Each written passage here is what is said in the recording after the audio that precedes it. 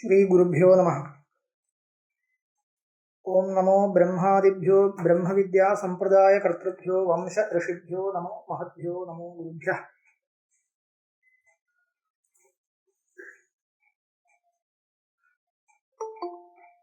श्रीमता धर्मराजाध्वरीन्द्रेण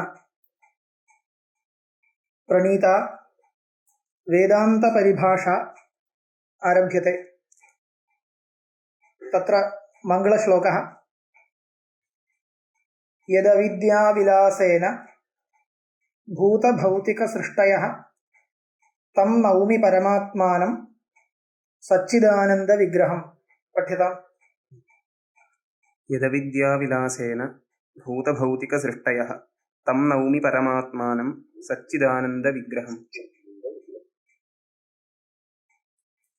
तत्र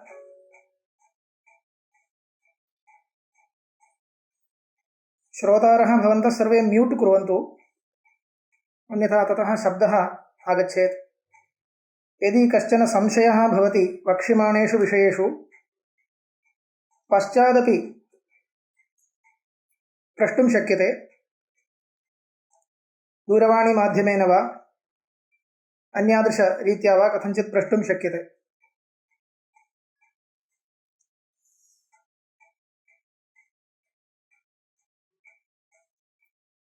एवं यदविद्याविलासेन भूतभौतिकसृष्टयः भवन्ति तं परमात्मानं सच्चिदानन्दविग्रहं नौमि। क्रियापदं किमस्ति? नौमि इति। कः धातुः? नु स्तुतौ इति धातुः। नु स्तुतौ तर्हि स्तुत्यर्थकधातुः। एवञ्च नौमि इत्यस्य स्तुतिं करोमि, स्तौमि इत्यर्थो लभ्यते। स्तुतिश्च वन्दनस्य अङ्गं, नमस्कारस्य अङ्गम् इति कृत्वा नमस्करोमि इत्येव तात्पर्यं पर्यवस्यति। कं नमस्करोमि इत्युक्ते परमात्मानं नमस्करोमि। कीदृशं परमात्मानम् इति चेत् विशेषणद्वयं। किं तत् विशेषणद्वयं? यदविद्याविलासेन भूतभौतिकसृष्टयः तं एवं सच्चिदानन्दविग्रहम्। यदविद्याविलासेन भूतभौतिकसृष्टयः भवन्ति तं परमात्मानम्, अपि च सच्चिदानन्दविग्रहं परमात्मानं। सच्चिदानन्दः विग्रहः यस्य सः सच्चिदानन्दविग्रहः। विग्रहशब्दस्य स्वरूपम् इत्यर्थः। एवञ्च सच्चिदानन्दस्वरूपः, सद्रूपः, चिद्रूपः, आनन्दस्वरूपः।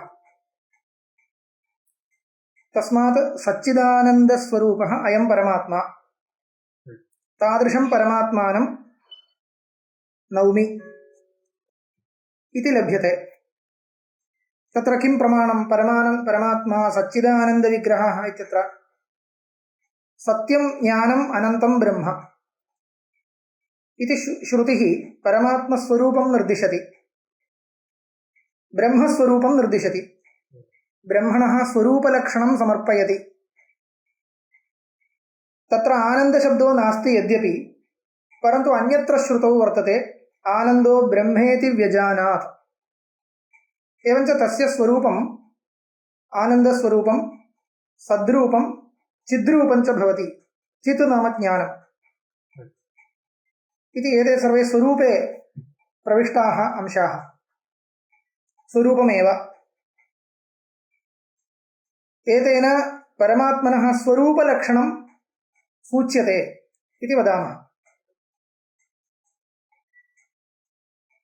अनन्तरं यद् अविद्याविलासेन भूतभौतिकसृष्टयः भवन्ति तं परमात्मानं।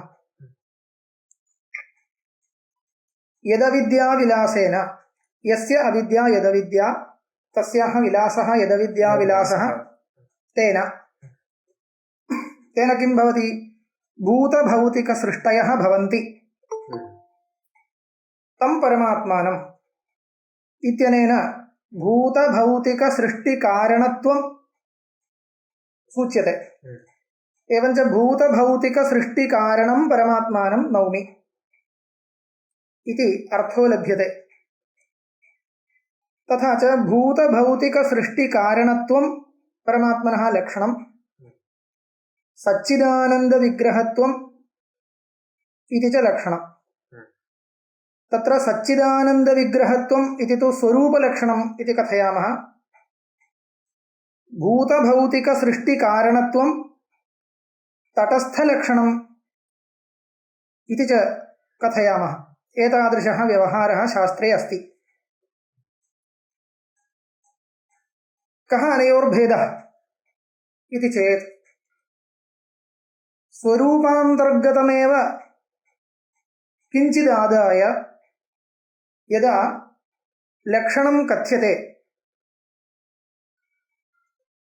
तदानीं स्वरूपलक्षणम् इति व्यवहारः। यदा लक्षणं कथनीयं भवति तदा धर्मत्वं परिकल्पनीयं भवति। यद्यपि एते न धर्माः,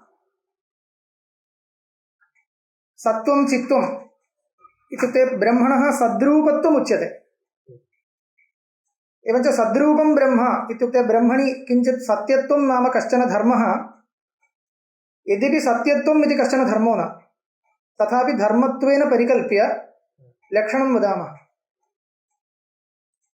तत् कथं लक्षणं भवति इत्यादिकं पश्चात् ज्ञातुं शक्यते। इदानीं सामान्यरूपेण निर्देशमात्रं क्रियते। लक्षणम् इति वक्तव्यं तदानीं धर्मत्वं परिकल्पनीयम्। एवञ्च धर्मत्वं परिकल्प्य स्वरूपान्तर्गतस्यैव अंशस्य धर्मत्वेन परिकल्पनां कृत्वा यदा लक्षणम् उच्यते तदा स्वरूपलक्षणम् इति व्यवहारः भवति। स्वरूप अनन्तर्गतस्यापि धर्मस्य लक्षणत्वं यदा विवक्ष्यते, लक्षणत्वेन यत्र उपस्थापनं क्रियते तत् तटस्थलक्षणम्। एवञ्च द्विविधं लक्षणं, स्वरूपलक्षणं तटस्थलक्षणं च। स्वरूपलक्षणं यस्य स्वरूपं श्रुत्या एव अवगन्तव्यं तत्र स्वरूपलक्षणस्य अपेक्षा वर्तते। श्रुत्या एव स्वरूपलक्षणं कथनीयम्। यत्र तु स्वरूपं मानान्तरेण ज्ञातुं शक्यते तत्र असाधारणधर्ममात्रं निर्देष्टव्यम्।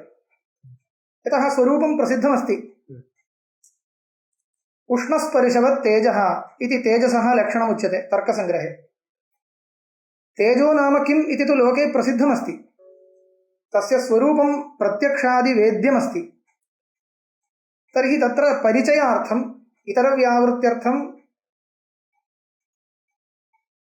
उष्णस्पर्शवत्वम् इति लक्षणं तटस्थलक्षणम् इति वक्तुं शक्यते। तदुच्यते। यत्र तु स्वरूपमपि श्रुत्या एव अवगन्तव्यं तस्य परिचायकधर्मः सोऽपि श्रुत्या एव वक्तव्यः, तत्र उभयं निर्दिश्यते। तस्मात् एतादृशलक्षणद्वयं मेलयित्वा इदं मङ्गलपद्यं कृतमस्ति। तत्र इदानीं किञ्चित् व्याख्यानं कुर्मः। यदविद्याविलासेन भूतभौतिकसृष्टयः भवन्ति इत्युक्तं। तत्र कः अभिप्रायः? भूतानि च भौतिकानि च भूतभौतिकानि, तेषां सृष्टयः भूतभौतिकसृष्टयः। ताः सृष्टयः कथं भवन्ति इत्युक्ते यद् अविद्याविलासेन भवन्ति इत्युक्ते कोऽर्थः, तत्र किं प्रमाणम् इत्यादिकं वक्तव्यम्। श्रुतिरेव प्रमाणम्। अत्र भूतं भौतिकम् इति शब्दद्वयम्। भूतानि इत्युक्ते कानि?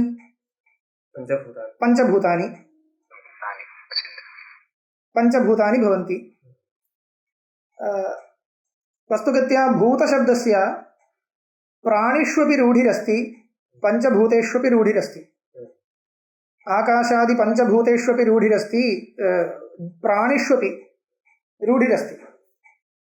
परन्तु अत्र भूतभौतिकसृष्टयः भवन्ति इत्युक्तं।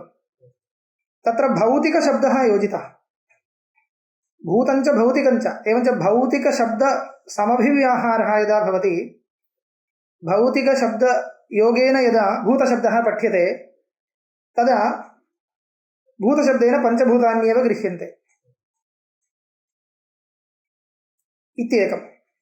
अपरञ्च भूतशब्देन जीवानां ग्रहणे जीवानां सृष्टिर्वक्तव्या भवति। सृष्टिस्तु नेष्यते जीवानाम् अनादित्वाङ्गीकारात्। जीव ईशो विशुद्धाचित् तथा जीवेशयोर्भिदा अविद्या तच्चितोर्योगः षडस्माकमनादयः इति एते अनादिस्वरूपेण अनादिपदार्थाः इति गणिताः। एतेषाम् उत्पत्तिर्नास्त्येव। तस्मात् अत्र सृष्टिर्वक्तव्या इति कृत्वा सृज्यमानस्यैव अत्र ग्रहणं कर्तव्यं। तस्मात् भूतशब्देन अत्र पञ्चभूतान्येव गृह्यन्ते। भौतिकशब्देन भूतविकाराः गृह्यन्ते। भूतैर्निर्मिताः भौतिकपदार्थाः गृह्यन्ते, घटपटादयोपि गृह्यन्ते। एतेषां सर्वेषां सृष्टिं प्रति कारणीभूतः परमात्मा इत्युच्यते। तत्र किं प्रमाणम् इत्युक्ते अनेकाः श्रुतयः अत्र प्रमाणभूताः भवन्ति। प्रसिद्धा श्रुतिरस्ति तैत्तिरीयश्रुतिः, यतो वा इमानि भूतानि जायन्ते येन जातानि जीवन्ति यत् प्रयन्त्यभिसंविशन्ति तद्विजिज्ञासस्व तद्ब्रह्मेति। तत्र स्पष्टमेव भूतानां सृष्टिरुक्ता, यतो वा इमानि भूतानि जायन्ते। ब्रह्मणः सकाशात् भूतसृष्टिरुक्ता। इदानीं परन्तु यदा इयं श्रुतिः उदाह्रियते तदा किञ्चित् आलोचनीयं भवति। तत्र तु भूतशब्दस्य जीवपरत्वम् उच्यते वा पञ्चभूतपरत्वम् उच्यते वा? यतो वा इमानि भूतानि जीवपरत्वं वक्तव्यं। किमर्थं जीवपरत्वं वक्तव्यम् इत्युक्ते जीवन्ति इत्यस्ति। यतो वा इमानि भूतानि जायन्ते येन जातानि जीवन्ति, जीवप्राणधारणे इति धातुः।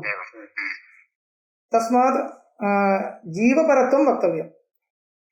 परन्तु तदानीम् अयं प्रश्नः आयाति, जीवाः जायन्ते इति कथं? जीवानाम् उत्पत्तिर्न वक्तव्या, स्वरूपेण अनादित्वं वक्तव्यम्। यदि जीवानां स्वरूपेण उत्पत्तिः स्यात् तर्हि कृतः न अकृताभ्यागमादिदोषप्रसङ्गः इति वयं जानीमः, शास्त्रान्तरेपि पठितं भवति। तस्मात् जीवानां स्वरूपेण उत्पत्तिः न वक्तुं शक्यते। तर्हि किं कर्तव्यम् इत्युक्ते, यद्यपि भाष्यकारैः यतो वा इमानि भूतानि इत्युक्त्वा भूतानि ब्रह्मादिस्तम्भपर्यन्तानि इत्येव जीवानामेव ग्रहणं कृतं। किमर्थम् इत्युक्ते येन जातानि जीवन्ति इति वर्तते इति कृत्वा। परन्तु तथापि अग्रे किं लिखितं, जीवानां स्वरूपेण उत्पत्तिर्न वक्तुं शक्यते इति कृत्वा जीवस्य उत्पत्तिर्नाम जीवस्य यः उपाधिः तस्य उत्पत्तिः। जीवस्य उपाधिर्नाम अन्तःकरणं वा भवति, स्थूलशरीरं वा भवति। एवञ्च जीव उपाधेः उत्पत्तिमादाय जीवस्य उत्पत्तिः तत्र उपचारेण उच्यते तया श्रुत्या इति अभिप्रायः। जीव उपाधेः एव तर्हि उत्पत्तिः वक्तव्या, तत्र सन्देहो नास्ति। जीव उपाधिं गृह्णीमश्चेत् अवश्यं पञ्चभूतानाम् उत्पत्तिः इत्येव पर्यवस्यति अन्ततो गत्वा। भूतानां भौतिकानां च उत्पत्तिः इत्येव पर्यवसानं तत्रैव भवति, तेषामेव सृज्यमानत्वयोग्यत्वात्। अस्तु, इतः परं यद् अविद्याविलासेन भूतभौतिकसृष्टयः भवन्ति इत्युक्तं, तत् केनाभिप्रायेण? यद् अविद्याविलासेन, यस्य अविद्या, यदविद्या परमात्मनः अविद्या, परमात्मनः अविद्याविलासः यः भवति तेनैव अयं प्रपञ्चः सृज्यते इति वर्तते। एतत् कुतः इत्युक्ते अद्वैतशास्त्राभिप्रायेण एवमेव वक्तव्यं। जगतः मिथ्यात्वं स्वीकृतमस्ति, मिथ्यात्वञ्च मायामयत्वेन वक्तव्यं। तस्मात् मायिकस्यैव प्रपञ्चस्य सृष्टिं करोति परमात्मा इत्येव श्रुतितात्पर्येण निश्चितमस्ति। तदनुसारेण श्लोकः प्रणीयते यद् अविद्याविलासेन इति। इदानीं शङ्का भवति, अविद्याविलासेन क्रियते वा मायाविलासेन क्रियते वा? परमात्मनः माया खलु सृष्टिं प्रति कारणत्वेन वक्तव्या। तर्हि अविद्याविलासेन इति कुतः लिख्यते इति चेत् माया अविद्या इति वस्तुतः पदार्थद्वयम् इति न अभिप्रायः। माया अविद्या इति द्वाभ्यां शब्दाभ्याम् एक एव पदार्थः कथ्यते। पर्यायशब्दः पर्यायशब्दः इत्यपि न वक्तव्यं, यतः प्रवृत्तिनिमित्तं भिद्यते। पर्यायशब्दः इति कुत्र व्यवहारः इत्युक्ते यत्र प्रवृत्तिनिमित्तभेदो नास्ति। घटः कलशः इत्यादिस्थले प्रवृत्तिनिमित्तभेदो नास्ति। जाति घटत्वमेव प्रवृत्तिनिमित्तम्। एवञ्च वस्तुगत्या पर्यायत्वं प्रवृत्तिनिमित्त ऐक्ये सति वक्तव्यं। प्रवृत्तिनिमित्तभेदे सति पर्यायत्वं नास्ति, परन्तु द्वाभ्यां धर्माभ्याम् उपस्थाप्यमानः तु पदार्थः एकः इति भवति। तर्हि अविद्याशब्देन उच्यते, मायाशब्देन उच्यते। अविद्या इति कुतः उच्यते? विद्याविरोधित्वेन रूपेण। विद्या विद्यया निवर्त्यते, एवञ्च विद्यानिवर्त्यत्वेन रूपेण अविद्या इति उच्यते।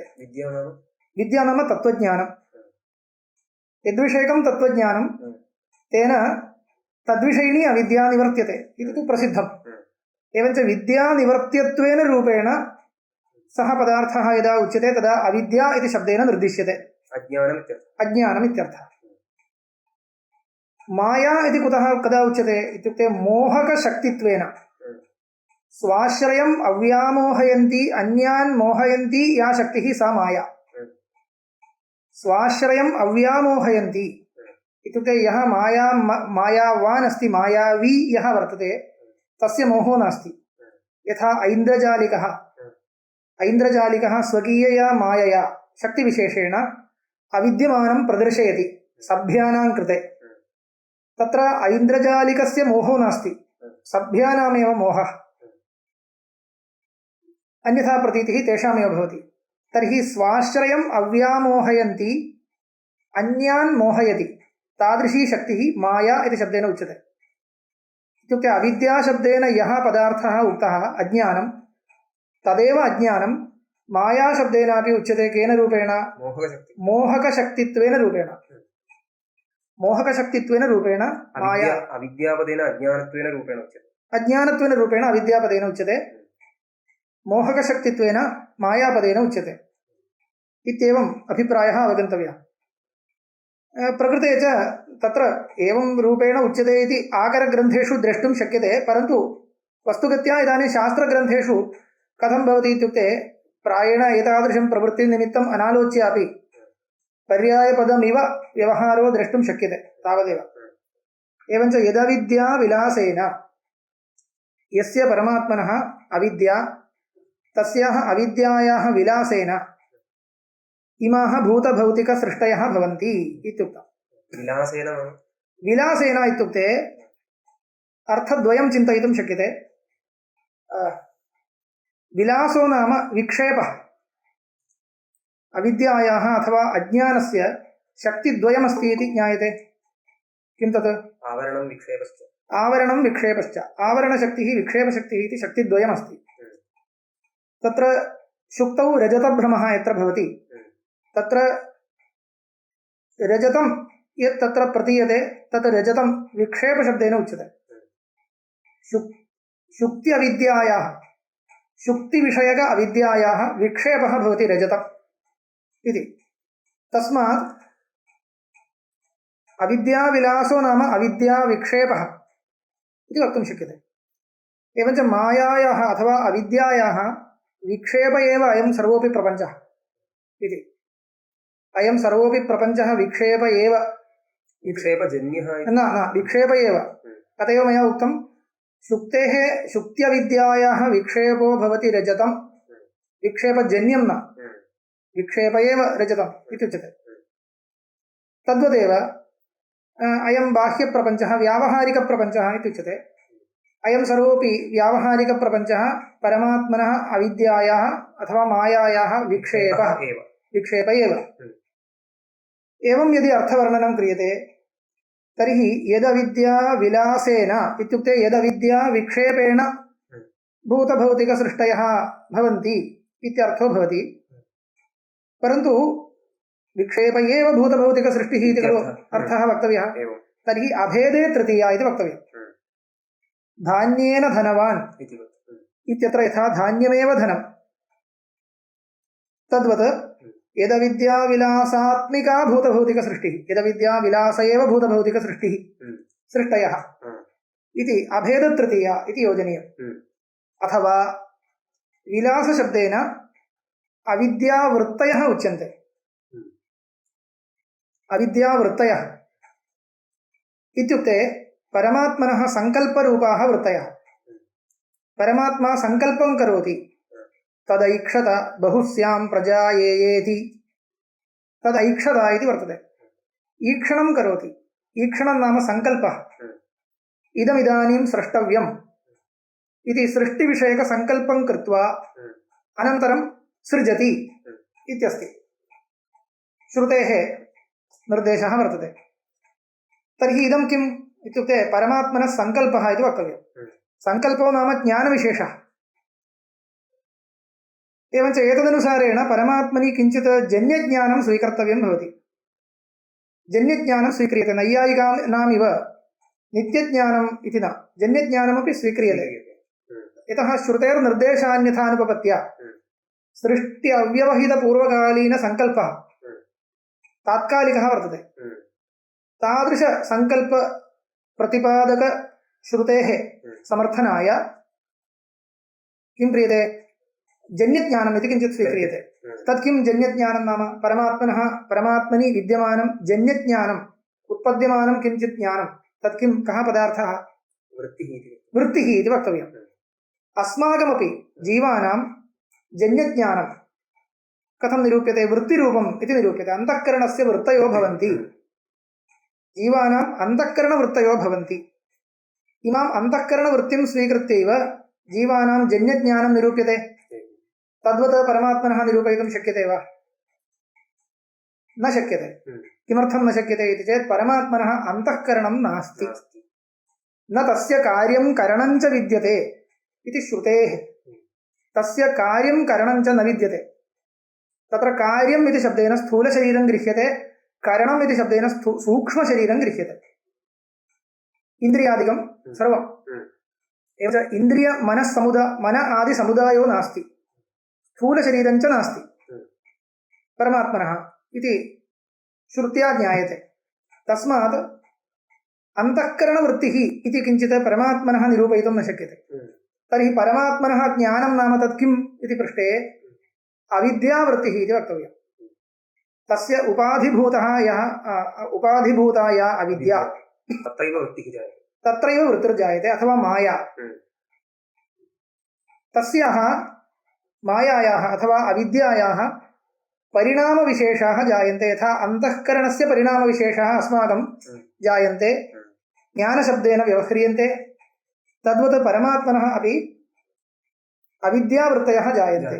एवञ्च इमे सङ्कल्पाः अविद्यावृत्तिरूपाः। तस्मात् यदविद्याविलासेन इत्यस्य इदानीं तृतीया एवं प्रयोज्यप्रयोजकभावः प्रयोजकत्वमर्थः। यतः सङ्कल्पप्रयुक्ता इयं सृष्टिः, सङ्कल्पप्रयुक्ता इयं सृष्टिः इति कृत्वा प्रयोज्यत्वं तृतीयार्थः इति वक्तुं शक्यते। एवञ्च यदविद्याविलासेन भूतभौतिकसृष्टयो भवन्ति तं परमात्मानं नौमि, सच्चिदानन्दविग्रहं तं परमात्मानं नौमि इत्येवं तटस्थलक्षणं स्वरूपलक्षणं च प्रतिपादितम्। परमात्मा इत्ययं शब्दः वस्तुगत्या अद्वैतग्रन्थेषु कुत्रचित् शुद्धं ब्रह्म इत्यर्थेपि प्रयुज्यते, कुत्रचित् ईश्वरः इत्युक्ते जगत् सृष्टिस्थिति लयकर्ता इत्यर्थे विशिष्टचैतन्यं द्विविधं, जीवरूपम् ईश्वररूपं च। तत्र ईश्वरः इत्यभिप्रायेणापि विशिष्टचैतन्यम् इत्यभिप्रायेणापि किं प्रयुज्यते परमात्मा इति शब्दः प्रयुज्यते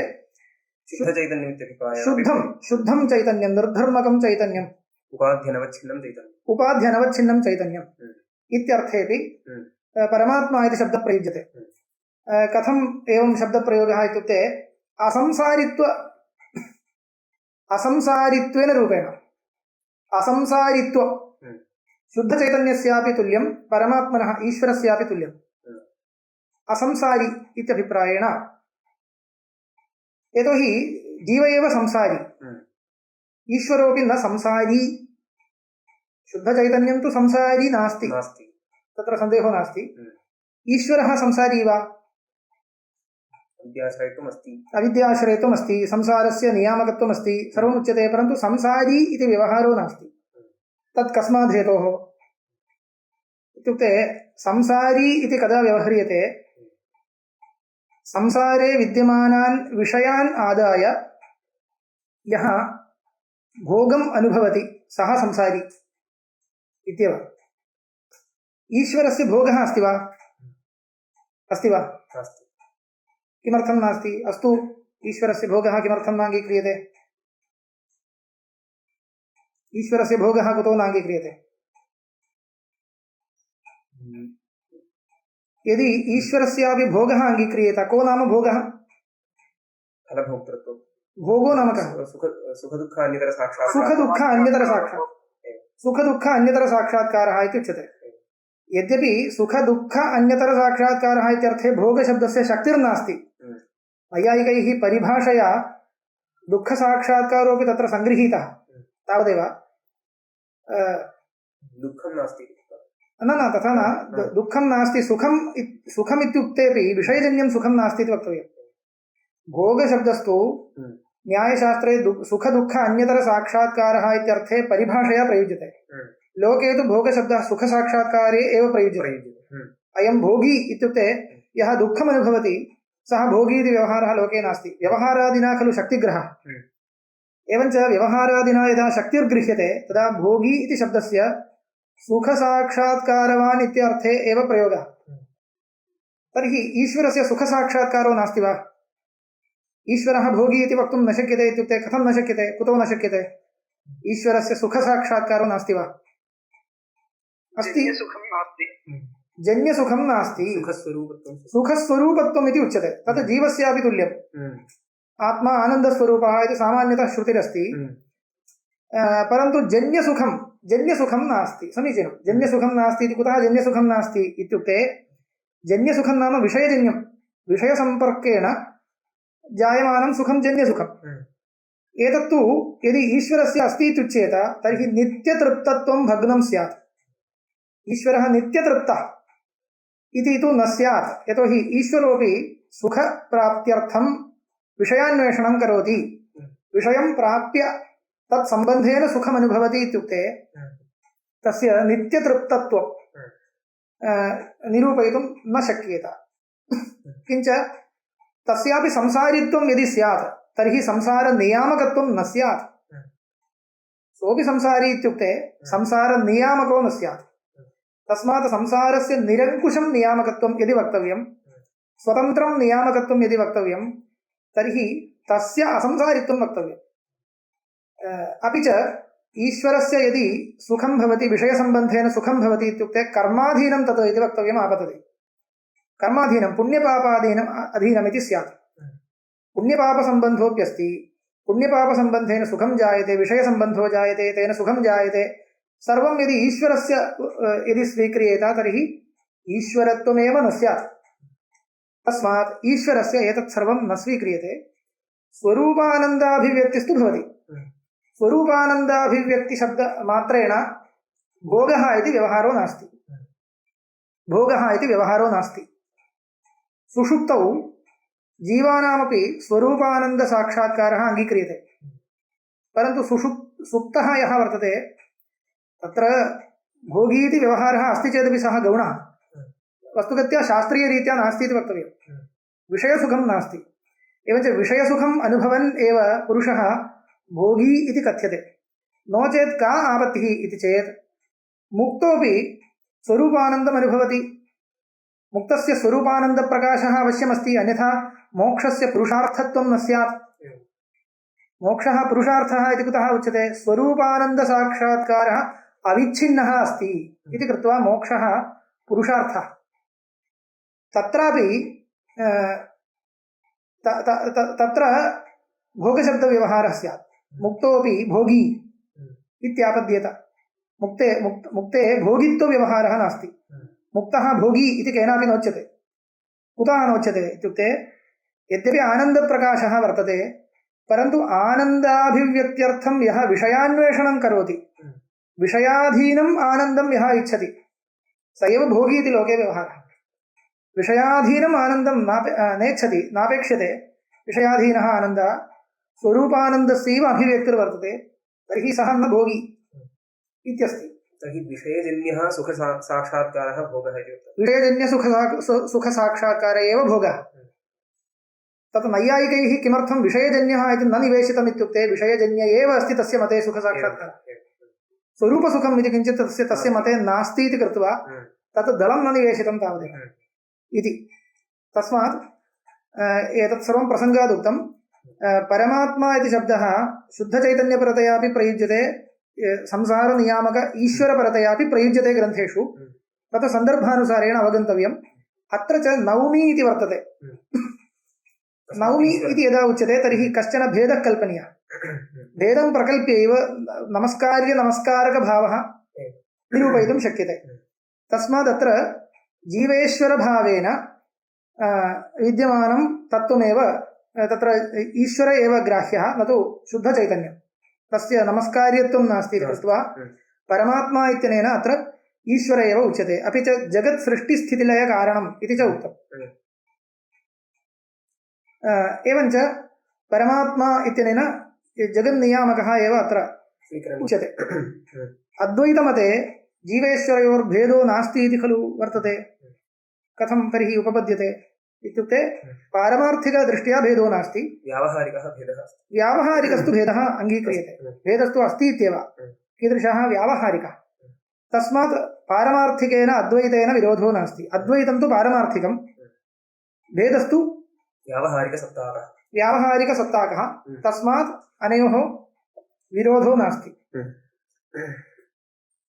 तर्हि विरोधपरिहाराय विपरीतं कल्प्यताम् भेदः पारमार्थिकः अद्वैतं व्यावहारिकमित्युच्यताम् अद्वैतं श्रुत्या उक्तं तत्त्वमसि इत्यत्र तत् व्यावहारिकं भेदस्तु पारमार्थिकः इत्युच्यताम् तर्हि नेहना नास्ति किञ्चन इत्यादि श्रुतिविरोधः तदपेक्षया तद् वक्तुं शक्यते श्रुतिविरोधस्तु सम्भवति तदपेक्षया तथा कल्पयितुं न शक्यते यतोहि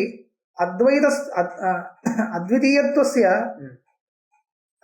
व्यावहारिकत्वं नास्ति किमिदं व्यावहारिकं नाम किमित्युच्यते व्यावहारिकं नाम व्यवहारोपयोगी खलु मोक्षपर्यन्तं उपयोगिनी या सत्ता सा व्यावहारिकसत्ता इत्युच्यते मोक्षपर्यन्तं व्यवहारोपयोगिनी या सत्ता सा व्यावहारिकसत्ता इत्युच्यते अद्वैतं तु व्यवहाराय नोपयुज्यते मोक्षपर्यन्तं व्यवहारः इत्युक्ते नियम्यनियामकभावादिप्रयुक्तः ईश्वरजीवादिभेदव्यवहार एव अपेक्षते एवञ्च यत् तत्त्वं व्यवहाराय यथा उपयुज्येत तथा खलु कल्पनीयं तस्मात् भेदस्यैव व्यावहारिकत्वं कल्पनीयं न तु अद्वितीयत्वस्य अत एव अव्यवहार्यं चतुर्थं मन्यन्ते इति अद्वैतं मन्यन्ते इति माण्डूक्य उपनिषदि उक्तम् अव्यवहार्यम्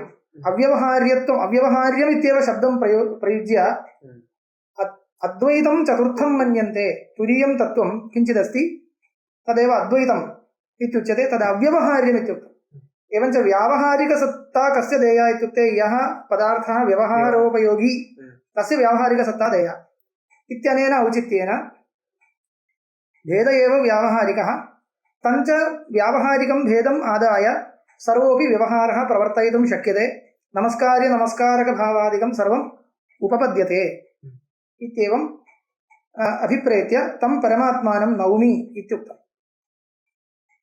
परमात्मा सृष्टिस्थितिलयकारणम् इति तु श्रुतौ दृश्यते परन्तु अविद्याविलासेन सृष्टिं करोति इति कथं ज्ञायते इति कश्चित् प्रश्नः स्यात्। तत्र एकं निरूपणं तु कृतमेव, यतः परमात्मनः सङ्कल्पः वक्तव्यः, स च सङ्कल्पः प्रकारान्तरेण निरूपयितुं न शक्यते, तस्मात् अविद्यायाः एव परिणामः सः वक्तव्यः इत्यादिकम् एकम्। अपरं च ब्रह्मणः निर्गुणत्वं श्रुत्या ज्ञायते, निर्धर्मकत्वं ज्ञायते, अशब्दमस्पर्शम् अरूपम् अव्ययम् इत्यादि श्रुत्या धर्मशून्यत्वं गुणशून्यत्वं परमार्थतः ज्ञायते इति निर्णयः कृतः। एवं स्थिते प्रपञ्चसृष्टिकारणत्वं कथं तस्य सम्भवति? जगदुपादानत्वं च उच्यते श्रुत्या। उपादानत्वं च निर्गुणस्य शुद्धस्य पदार्थस्य जडप्रपञ्चाकारेण परिणममानत्वरूपम् उपादानत्वं वक्तुं न शक्यते। जडप्रपञ्चाकारेण परिणममानत्वरूपम् उपादानत्वं यथा मृत् घटाकारेण परिणमते, तद्वत् परमात्मा स्वस्वरूपं परित्यज्य प्रपञ्चाकारेण परिणमते इति कथं वक्तुं शक्यते? नैव वक्तुं शक्यते। तस्मात् परमात्मनः जगदुपादानत्वं न स्यात्। अस्तु, जगदुपादानत्वं किमर्थं स्वीक्रियते? जगदुपादानत्वं मास्तु इति चेत् अनेकासां श्रुतीनां विरोधो भवति। अनेकत्र श्रुतौ परमात्मनः जगदुपादानत्वम् उक्तं, सूचितं च। अहं बहु स्याम् इत्यनेन अहमेव स्याम् इति उच्यते। तर्हि ममैव अयं सर्वोऽपि प्रपञ्चः प्रकटीभावः इति बहुत्र उक्तमस्ति। अयमात्मा ब्रह्मैवेदं सर्वम् आत्मैवेदं सर्वम् इत्यादि श्रुत्या प्रपञ्चतादात्म्यमुक्तम्। एतत् सर्वम् उपादानत्वे सति घटते। उपादान उपादेयोः तादात्म्यं भवति मृद्घटयोरिव। एवञ्च उपादानत्वम् अवश्यं कल्पनीयम्। अपि च यत् प्रयन्ति अभिसंविशन्ति इत्युक्तम्। परमात्मनि विलयं प्राप्नोति इति। विलयाधारत्वं, विलयो नाम कः? तादात्म्येन अवस्थानम्। विलयो नाम उपादान तादात्म्येन अवस्थानम् इत्यर्थः। कार्यपदार्थस्य विलयो नाम उपादान तादात्म्येन अवस्थानम्। तर्हि परमात्मनि विलयं प्राप्नोति इत्युक्ते परमात्मनः उपादानत्वं वक्तव्यम्। एवञ्च उपादानत्वं बहुत्र श्रुतम्। इदञ्च उपादानत्वं यदि वक्तव्यं तर्हि कीदृशं तदुपादानत्वं परमात्मनः प्रपञ्चं प्रति? अधिष्ठानत्वम् इति, विवर्तोपादानत्वम् इति वक्तव्यम्। विवर्तकारणम् इति प्रसिद्धिः अस्ति। विवर्तकारणम् इत्यस्य अधिष्ठानम् इत्यर्थः। किं नाम अधिष्ठानत्वम्? आरोपकारणीभूत अविद्याश्रयत्वं, मायाश्रयत्वं, अज्ञानाश्रयत्वम् इति वक्तव्यम्। आरोपकारणीभूत अज्ञानाश्रयत्वम् अधिष्ठानत्वम्। तर्हि अन्ततो गत्वा एतत् सर्वम् अस्तु, मया प्रक्रियारीत्या उच्यते, तावत् दूरं नापेक्षते इदानीं। मायाम् अघटयित्वा परमात्मनो जगत्कारणत्वं निरूपयितुं न शक्यते इति युक्त्या पर्यालोचयितुं शक्नुमः। श्रुतार्थापत्या पर्यालोचयितुं शक्नुमः। वस्तुगत्या श्रुतिरपि तथा अङ्गीकरोति। श्वेतश्रुतरोपनिषदि ते ध्यानयोगानुगताः अपश्यन् मायात्मशक्तिं देवात्मशक्तिं स्वगुणैर्निगूढाम् इति एका श्रुतिः। श्वेताश्रुतरोपनिषदि इयं श्रुतिरस्ति। ते ध्यानयोगानुगताः अपश्यन् देवात्मशक्तिं स्वगुणैर्निगूढाम् इति। ते ऋषयः ध्यानयोगानुगताः सन्तः अपश्यन्, किम् अपश्यन्? देवात्मशक्तिं, काञ्चन शक्तिम् अपश्यन्। कीदृशीं शक्तिं? स्वगुणैर्निगूढाम्। स्वगुणाः इत्युक्ते सत्त्वरजस्तमो गुणाः। तैः गुणैः सहितां काञ्चन शक्तिम् अपश्यन् इत्यस्ति। इमे ऋषयः किमर्थं ध्यानम् अकुर्वन् इत्युक्ते ब्रह्मणः जगत्कारणत्वं कथम् इत्यन्वेषमाणाः इमे ऋषयः तपः अकुर्वन्। ब्रह्म जगत्कारणमित्युच्यते, कथं ब्रह्म जगत्कारणं भवति?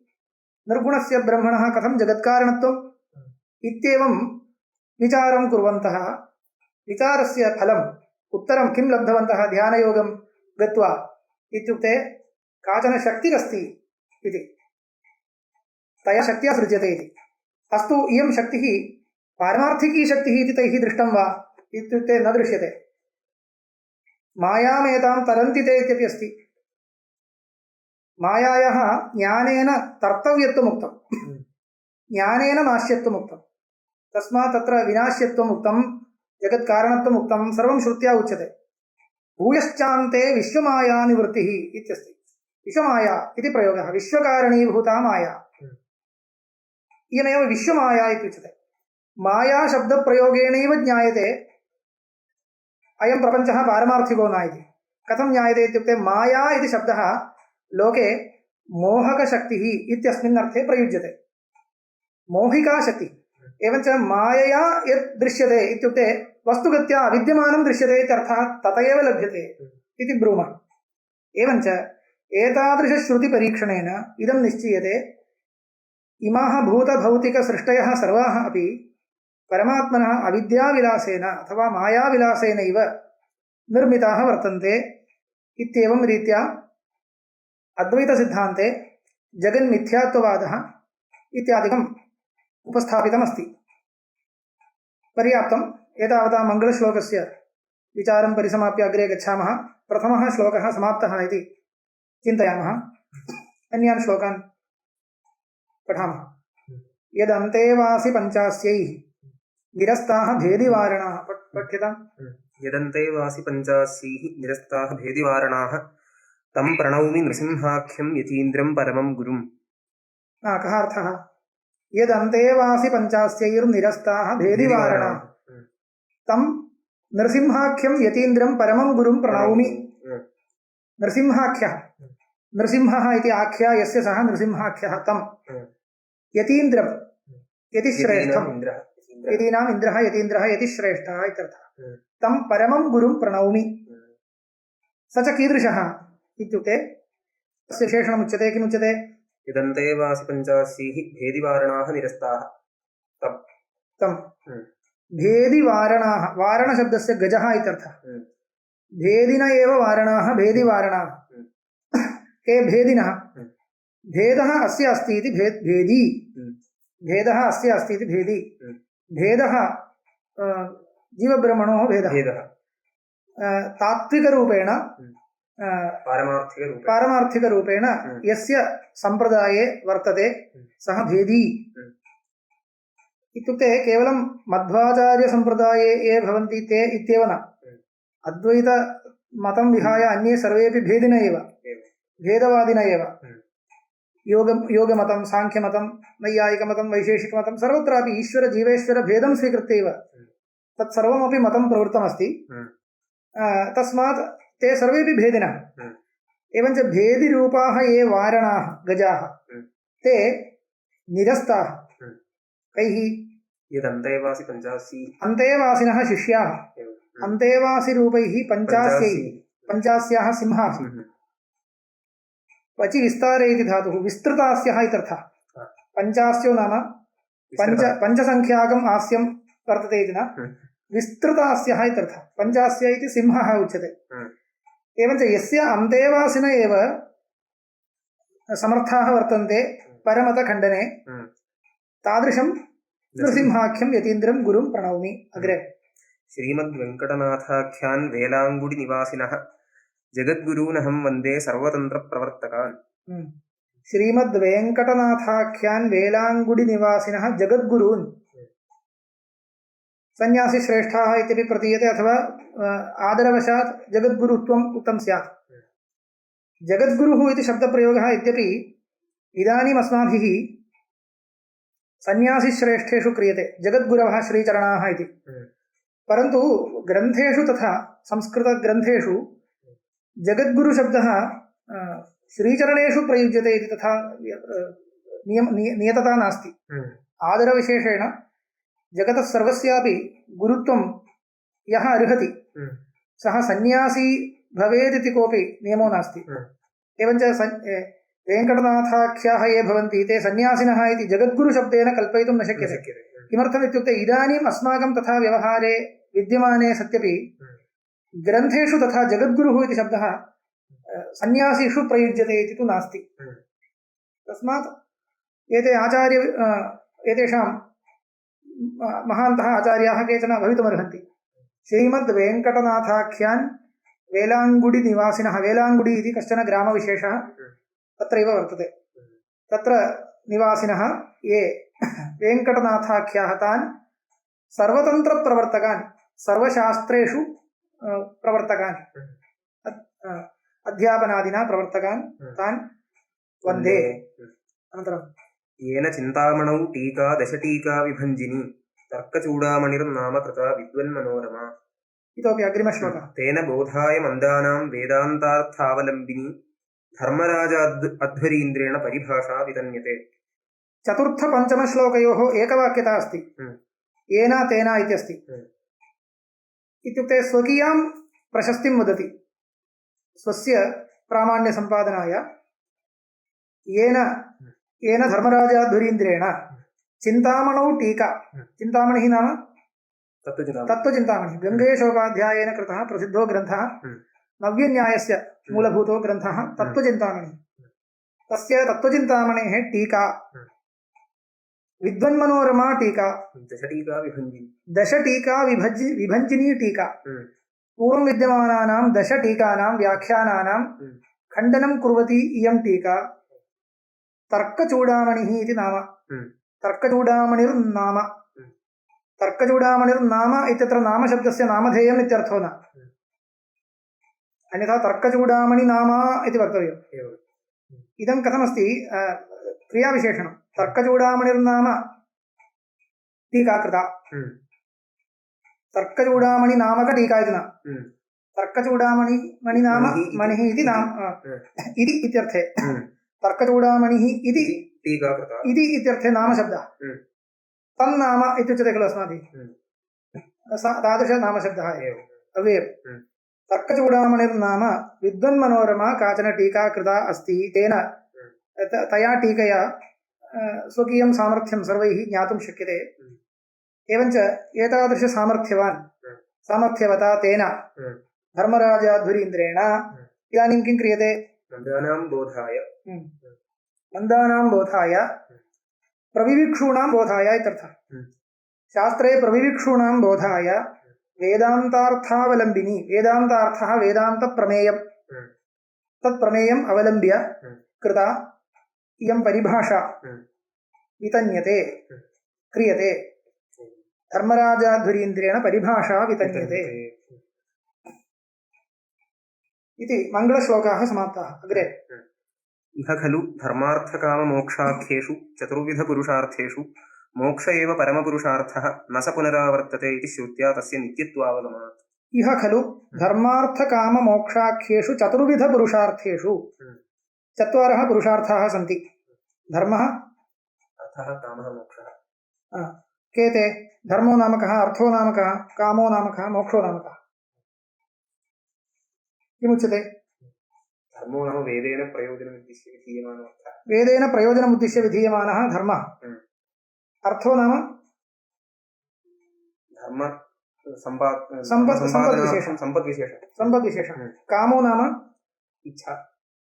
इच्छा इति न, इच्छा इति न वक्तव्यम्। इच्छायाः पुरुषार्थत्वं नास्ति। पुरुषार्थो नाम कः, पुरुषेण अर्थ्यते, पुरुषेण अर्थ्यते इति पुरुषार्थः। पुरुषेण इच्छा न अर्थ्यते। मम इच्छा भवतु इति काचन इच्छा न भवति। इच्छायाः इच्छाविषयत्वं नास्ति। तस्मात् कामशब्देन काम्यः विषयः उच्यते। इच्छाविषयाः उच्यन्ते। इच्छाविषयाः इति सर्वेपि इच्छाविषयाः भवन्ति, परन्तु को विशेषः इत्युक्ते साक्षात् भोगसाधनत्वेन ये पदार्थाः इच्छाविषयाः भवन्ति ते कामाः, परन्तु अर्थपदेनैव लभ्यते, न लभ्यते। अर्थस्तु साक्षात् भोगसाधनम् इति न। अर्थः किमर्थम् उपयुज्यते? साक्षात् भोगसाधनीभूतानां विषयाणाम् उपलब्ध्यर्थम् अर्थः अन्विष्यते। धनम् इति किमर्थं स्थाप्यते इत्युक्ते यदा भोगः अपेक्षते, विषयसामग्री अपेक्षते, विषयसामग्री प्राप्त्यर्थं धनम् अपेक्षते। एवञ्च अर्थो वर्तते इति कृत्वा भोगो भवति इति न, अर्थेन विषयं सम्पाद्य भोगो भवति। एवञ्च अर्थेन विषयं सम्पाद्य भोगो भवति इति यदा उच्यते तत्रत्यः यः विषयपदार्थः स एव कामशब्देन उच्यते। तस्य दृष्टद्वारा साधनम् अर्थः, अदृष्टद्वारा साधनं धर्मः इति एवं धर्म अर्थ कामाः एते त्रयः संसारान्तर्गताः पुरुषार्थाः मोक्षस्तु संसारनिवृत्तिपूर्वकः त्रयः पुरुषार्थाः संसार अनुवृत्तिपूर्वकः मोक्षस्तु तन्निवृत्तिपूर्वकः संसारनिवृत्तिपूर्वकः संसारनिवृत्तिरेव वा मोक्षः अथवा संसारनिवृत्तिपूर्वकः आनन्दविशेषो मोक्षः स्वरूपानन्दविशेषो मोक्षः इति एतेषु चतुर्विधपुरुषार्थेषु मोक्ष एव परमपुरुषार्थः मोक्ष एव परमपुरुषार्थः परमपुरुषार्थो नाम कः नित्यः पुरुषार्थः तत् कथं ज्ञायते न स पुनरावर्तते इति श्रुत्या तस्य नित्यत्वावगमात् मोक्षस्तु सकृत् प्राप्तः पुनः न अपगच्छति तदा एव मोक्षः इति व्यवहारः अन्यथा मोक्ष इति व्यवहारो नास्ति इतरत्रयमपि अपगच्छति नाशो भवति तस्य एवञ्च परमत्वं नित्यत्वं परमपुरुषार्थो नाम नित्यपुरुषार्थः नित्यत्वे च श्रुतिप्रमाणं नित्यत्वे मोक्षस्य नित्यत्वे श्रुतिप्रमाणं न स पुनरावर्तते सः मोक्षं प्राप्तः पुनः संसारं न आवर्तते संसारे पुनः न पतति इति श्रुत्या उक्तम् अस्तु अनया श्रुत्या मोक्षः नित्यः पुरुषार्थः इति ज्ञायते मोक्ष एव नित्यपुरुषार्थः इति कथं ज्ञायते मोक्ष एव परमपुरुषार्थः इति कथं ज्ञायते इत्युक्ते तदपि प्रमाणान्तरेण ज्ञायते इतरेषां त्रयाणां तु प्रत्यक्षेण तद्यथेह कर्मजितो लोकः क्षीयत एवामुत्र तद्यथा इह कर्मजितो लोकः क्षीयते एवमेव अमुत्र पुण्यचितो लोकः क्षीयते लोकः क्षीयते इत्यादि श्रुत्या च अनित्यत्वावगमः क्षकारस्य पूर्वं यदा विसर्गो भवति तदा उच्चारणं कर्तव्यं तस्य लोकः क्षीयते इतरेषां त्रयाणां पुरुषार्थानां तु प्रत्यक्षेणापि क्षयो दृश्यते कस्य तत् धर्मार्थकामानाम् एवं धर्मार्थकामानां त्रयाणामपि इहलोके पुरतः विद्यमानाः केचन कामाः भवन्ति विषयाः पुरतो विद्यमानम् अर्थः विद्यमानः अर्थो भवति प्रत्यक्षेण न गृह्यते धर्मस्य तु क्षयः यद्यपि प्रत्यक्षेण न गृह्यते परन्तु श्रुत्या गृह्यते कया श्रुत्या तद्यथा इह कर्मचितो लोकः क्षीयते एवमेव अमुत्र पुण्यचितो लोकः क्षीयते इत्यादि श्रुत्या च अनित्यत्वावगमात् इति लिखितं तत्र शङ्का कर्तव्या धर्मस्य अनित्यत्वविषये एव शङ्का कर्तव्या धर्मः कथम् अनित्यो भवति इत्युक्ते श्रुत्या इत्युक्तं किञ्चित् विहितं कर्म अनुष्ठितं तेन अनुष्ठानेन कश्चन पुण्यविशेषो जातः धर्मशब्देन विहितं कर्मापि उच्यते तज्जन्यपुण्यविशेषोऽपि उच्यते इदं पुण्यं चिरं तिष्ठति इति कथयामश्चेदपि न नित्यं तिष्ठति तस्य क्षयो भवति भोगेन क्षयो भवति अवश्यं भवति भोगेन अवश्यं पुण्यं क्षीयते अन्येनापि उपायान्तरेणापि क्षीयते कीर्तनेन क्षीयते इत्युच्यते भोगेन तु अवश्यं क्षीयते एवञ्च पुण्यस्य नित्यत्वं नास्ति इति श्रुत्या उच्यते इति वदति पुण्यस्य धर्मस्य चिरं नित्यफलत्वम् अपि श्रुत्या उच्यते खलु इति काचन शङ्का भवति अपाम सोमम् अमृता अभूम अगन्मज्योतिरविदाम देवान् इति काचन श्रुतिः अपाम सोमं वयं सोमम् अपाम सोमं पीतवन्तः तेन किं भवति अमृता अभूम अमृतत्वं भवति अस्माकम् इति एका श्रुतिः अक्षय्यं ह वै चातुर्मास्य याजिनः सुकृतं भवति इति अन्या श्रुतिः अक्षय्यं क्षयरहितं सुकृतं कस्य भवति चातुर्मास्य याजिनः अक्षय्यं ह वै चातुर्मास्य याजिनः सुकृतं भवति एवञ्च एतादृशश्रुत्या धर्मस्यापि नित्यत्वमुच्यते तर्हि कया श्रुत्या उच्यमानम् अस्माभिः स्वीकर्तव्यम् इति विचारः कर्तव्यः तदानीम् एवं निर्णयो भवति दुर्बलया श्रुत्या प्रबला श्रुतिः बाध्यते श्रुतौ श्रुत्योर्मध्ये कथं प्राबल्यदौर्बल्यभावः कथं भवति इत्युक्ते अवश्यं भवति या श्रुतिः स्वार्थतात्पर्यवती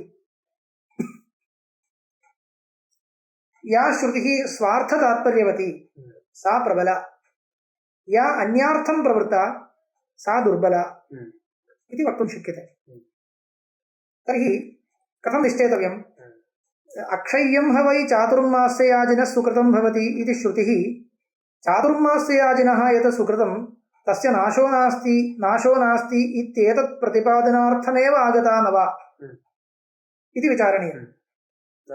न आगता, अर्थवादत्वं स्वीक्रियते। अर्थवाद एव सः।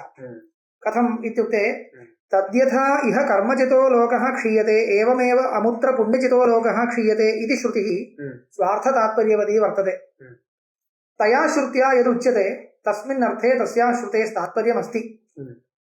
तत् कथं निश्चीयते इति चेत् तात्पर्यलिङ्गेन निश्चीयते। किं तात्पर्यलिङ्गम् अत्र उपलभ्यते इत्युक्ते उपपत्तिः। उपक्रमोपसंहारौ अभ्यासः अपूर्वता फलम् अर्थवादः उपपत्तिः इत्यस्ति किल। उपपत्तिः इत्येकं तात्पर्यलिङ्गम् अस्ति। उपपत्तिर्नाम युक्ति, मानान्तरेण अविरुद्धत्वप्रतिपादनाय युक्तिरुच्यते। यदि काचन युक्तिरुच्यते तदा युक्तिसहकृता श्रुतिः युक्तिमुखेन स्वार्थम् उपस्थापयन्ती श्रुतिः केवलं प्रस्तावनारूपेण स्वार्थम् उपस्थापयन्त्याः श्रुतेः अपेक्षया प्रबला भवति। अक्षय्यं ह वै चातुर्मास्ययाजिनः सुकृतं भवति इति श्रुतिः एवं भवति इति वदति तावदेव, तत्र किञ्चित् युक्तिं न कथयति। इयं श्रुतिः तथा न। तद्यथा इह कर्मचितो लोकः क्षीयते एवमेव अमुत्र पुण्यचितो लोकः क्षीयते। कुतः पुण्यचितत्वात् इति हेतुं दर्शयति, दृष्टान्तमपि प्रदर्शयति। एवञ्च अनुमानमुखेन स्वार्थम् उपस्थापयति। अमुत्र पुण्यचितो लोकः क्षीयते कुतः चितत्वात्, चितत्वं न पुण्यचितत्वात् जन्यत्वात् इत्यर्थः। दृष्टान्तः यथा इह कर्मचितो लोकः, इह अस्मिन् लोके कर्मणा सम्पादितः लोकः, लोकशब्देन विषयः उच्यते। लोक्यते इति लोकः, कर्मव्युत्पत्त्या लोकशब्दः विषयपरः। एवञ्च इह अस्मिन् लोके कर्मणा सम्पादितः यः विषयः सः क्षीयते यथा। कुतः क्षीयते? जन्यत्वात्।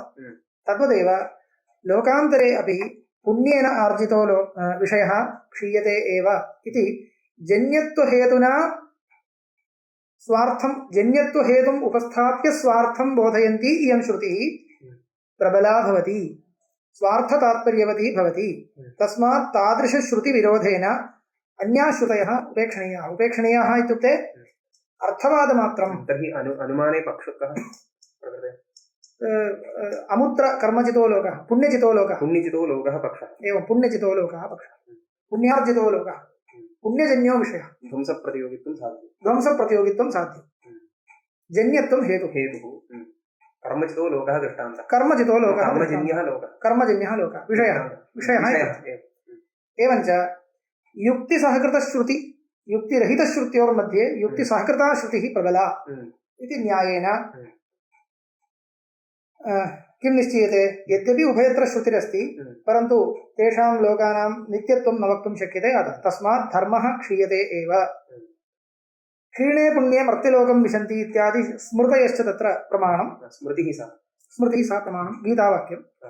एवं रीत्या चतुर्विधपुरुषार्थेषु मोक्ष एव परमपुरुषार्थः इति निश्चितं भवति। स च मोक्षः कथं भवति इत्युक्ते स च ब्रह्मज्ञानात् भवति इति ब्रह्म तज्ज्ञानं तत्प्रमाणं च सप्रपञ्चं निरूप्यते। स च मोक्षः ब्रह्मज्ञानात् भवति इत्युक्तम्। एवञ्च ब्रह्मज्ञानं मोक्षस्य कारणम् इति ज्ञायते। तर्हि मोक्षोऽपि ब्रह्मज्ञानजन्यः इति कृत्वा अनित्यः स्यात् इति शङ्का कर्तव्या। अस्यां शङ्कायां किम् उत्तरम्? ब्रह्मज्ञानेन मोक्षो जायते इत्यभिप्रायेण ब्रह्मज्ञानस्य मोक्षं प्रति कारणत्वं नोच्यते, किन्तु मोक्षस्तु नित्यपदार्थ। तद्विषये अनन्तरं विचारयिष्यामः। कथं मोक्षस्य जन्यत्वं नास्ति इत्युक्ते मोक्षस्वरूपं किमिति उक्त्वा तत्र समर्थनं कर्तव्यम्। अस्माकम् अद्यतनसमयः समाप्तः, 8:00 जातम्। एतावता आद्यः पाठः उपसंह्रियते। यदविद्या विलासेन भूतभौतिकसृष्टयः तन्नौमि परमात्मानं सच्चिदानन्दविग्रहम्।